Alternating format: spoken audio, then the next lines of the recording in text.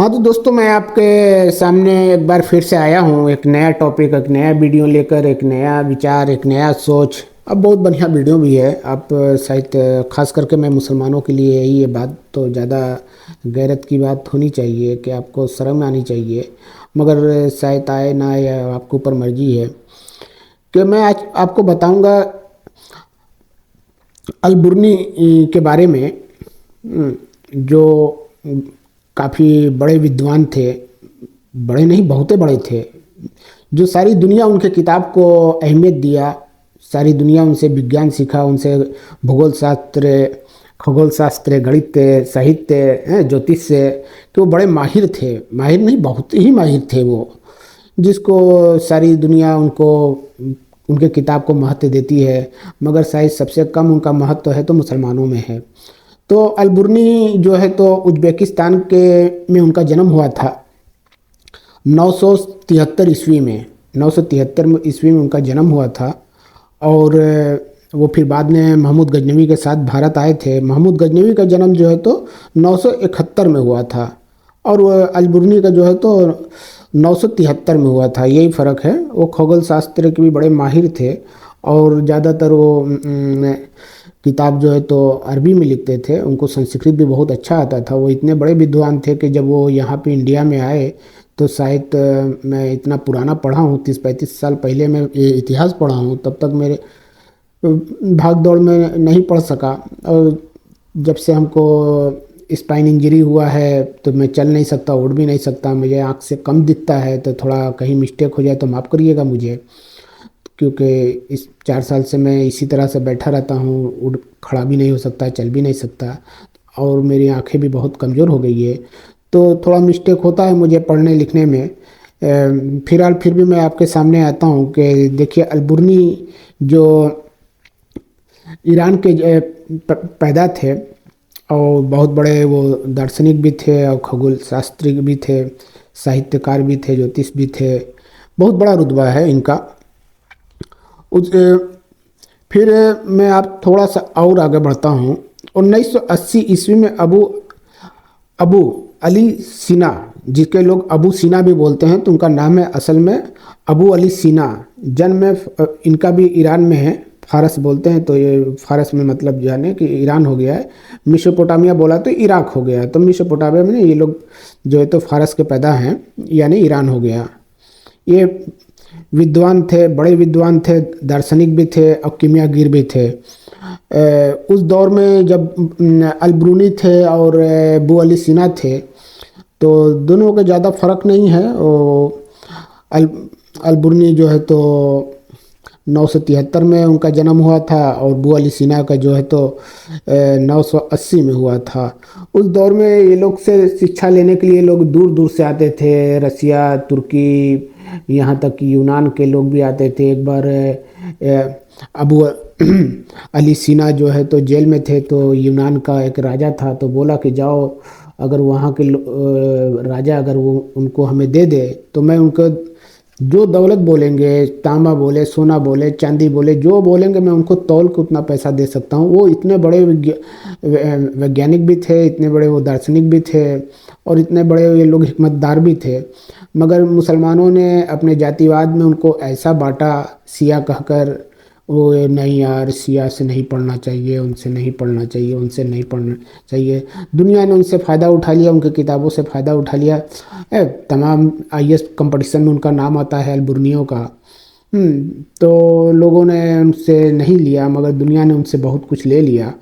तो मैं आपको बता ही दिया। तो अबू अली सीना का जन्म जो है तो 1980 ईस्वी में है फारस में हुआ था। उसके बाद जो है तो 1000 यानी 1077 में अब्दुल कादिर जिलानी का जन्म भी फारस में हुआ था, ईरान में। और 1143 में ख्वाजा मोइनुद्दीन चिश्ती का जन्म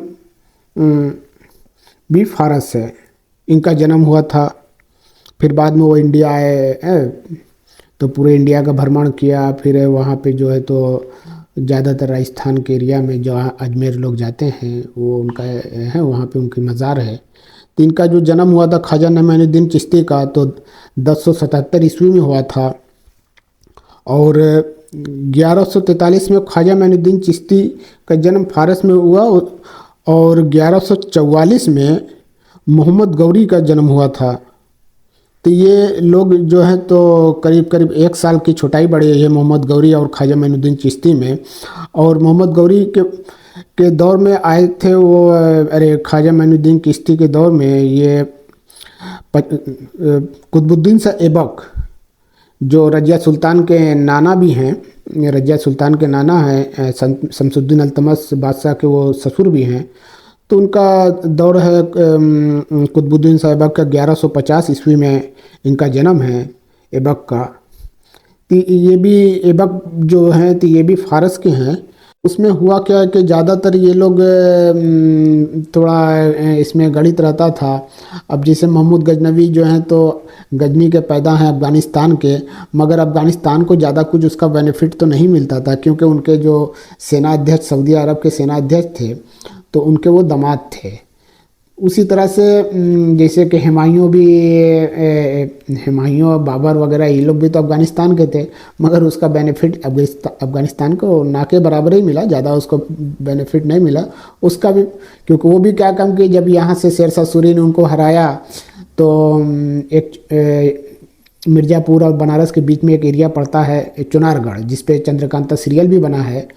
तो वहाँ पे शेरशाह सूरी ने उनको लिया के चुनारगढ़ के एक गंगा है, गंगा उस पर जो है तो कटेरवा एक एरिया है, वहाँ पे उनको छोड़ दिया था, जो कि वो पहचान नहीं रहे थे कि यही शेरशाह सूरी है। उसी ने उनको हराया भी है शेरशाह सूरी ने जो है तो हुमायूं को बचाया भी था कि जहाँ जाना चाहते हो चले जाओ, आज़ाद हो।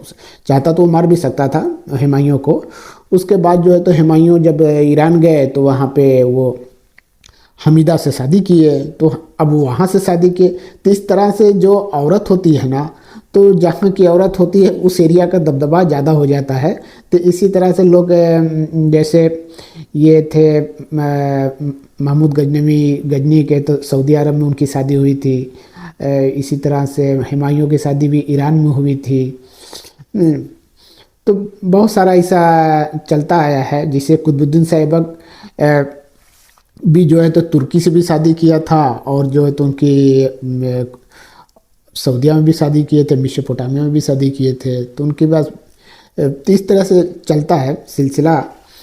तो उम्मीद है कि आपको ये वीडियो अच्छा लगा होगा, तो आप इसको लाइक भी करिएगा, दूसरों को भी शेयर करिएगा कि लोग दूसरा को भी इसको जाने मेरी। और नेक्स्ट टाइम कोई और अच्छा टॉपिक पर मैं वीडियो बनाने की कोशिश करूँगा।